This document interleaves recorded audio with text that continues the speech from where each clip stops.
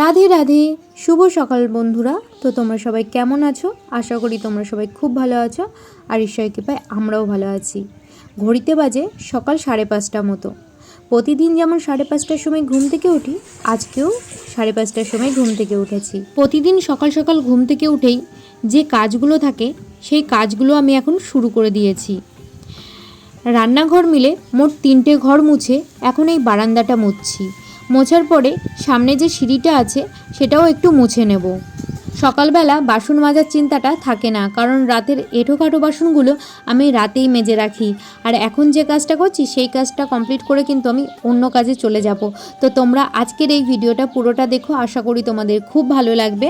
আর এখন আমি চলে এসেছি পিছনে, যে ন্যাকড়াটা এখন আমি ধুয়ে রাখলাম সেটা দিয়ে আমি ঠাকুর ঘর মুছি।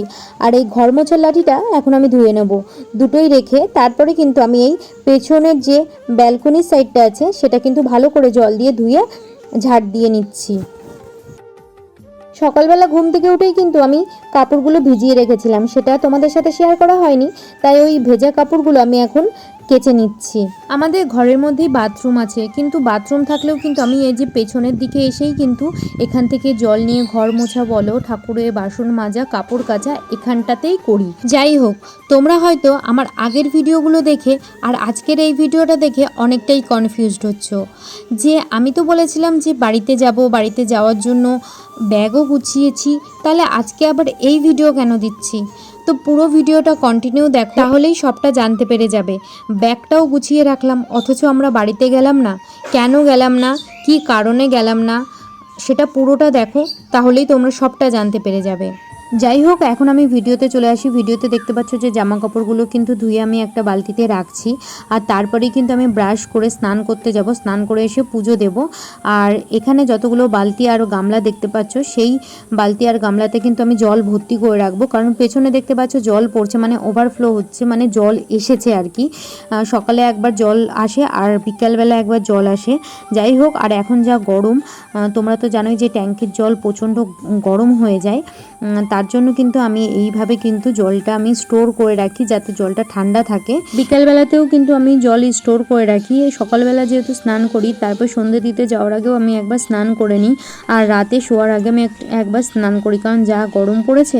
তো যাই হোক, আমি স্নান করে কিন্তু এই যে চলে এসেছি আমার ঠাকুর ঘরে। এই যে ঠাকুর ঘরে এখন এই যে আমার লাড্ডু গোপালকে আমি সাজিয়ে রেডি করে নিয়েছি, কারণ ওকে তো রেডি করতেই হবে আমাকে। গরমের জন্য কিন্তু লাড্ডু গোপালকে শুধু একটা ছোট প্যান্ট পরিয়ে রাখি, কিন্তু আজকে আমি ওকে একটা নতুন জামা পরিয়েছি, মালাও পরিয়েছি, কানের দুলো পরিয়েছি, মুকুটও দিয়েছি। গোপালের কানের দুটো পরিয়ে দিয়েছি, ঠিক আছে। কিন্তু এটা একটুখানি এইরকম টাইপের আরও ছিল কানের, কিন্তু ওই দুটো না মোম দিয়ে পরাতে হতো। তো মোম দিয়ে পরালে তো লাড্ডু গোপালের লাগতে পারে, তার জন্য আমি আর পরালাম না।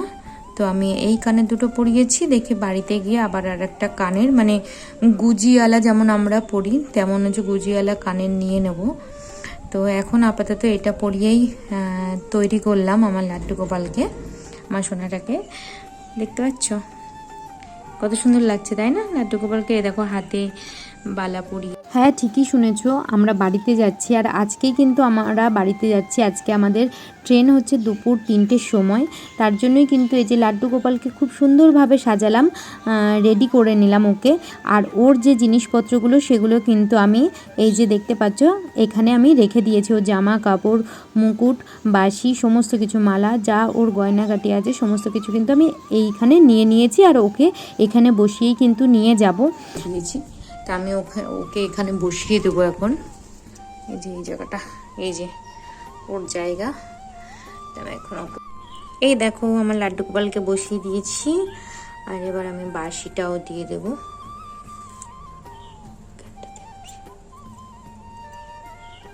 দেখেছ? তো চলো আমি পুজোটা দিয়ে নিই, ঠিক আছে? এই যে আমার মন্দির, দেখে নাও তোমরা, ঠিক আছে? তোমাদের সাথে অ্যানিভার্সারি সমস্ত গিফটই কিন্তু দেখিয়ে দিয়েছিলাম। তো একটা গিফট এই যে ছিল, তো সেটা ভুলে গেছিলাম, তো এটা এখন দেখিয়ে দিচ্ছি তোমাদের। এই যে দেখো অ্যানিভার্সারিতে এই যে এই গিফটটা পেয়েছি আমি। এই যে দেখতেই পাচ্ছ শাড়ি আছে, এটা হচ্ছে টিপ আছে, আর এই যে চুড়ি রয়েছে, এটা হচ্ছে সিঁদুর, ঠিক আছে, এটা সিঁদুর রয়েছে, এই যে মেহেন্দি, আর হচ্ছে তোমার এই যে চুড়ি, তারও চুড়িটা দেখাচ্ছে, চুড়িটাও খুব সুন্দর, এই যে দেখো, দেখতে পাচ্ছ, অ্যানিভার্সারি গিফট। তো এটা হচ্ছে আমি এখন তোমাদের সাথে শেয়ার করে দিচ্ছি, এই গিফটটা আমি ভুলে গেছিলাম। যাই হোক, তোমরা যে টাইটেল আর থাম্বনেলে দেখলে যে আমি লিখেছিলাম যে 7 মাস পর বাড়িতে যাচ্ছি, এত খুশি, তারপরেও বাবা মা আসতে বারণ করে দিল কেন, সেটা কিন্তু একদমই ভুল কথা।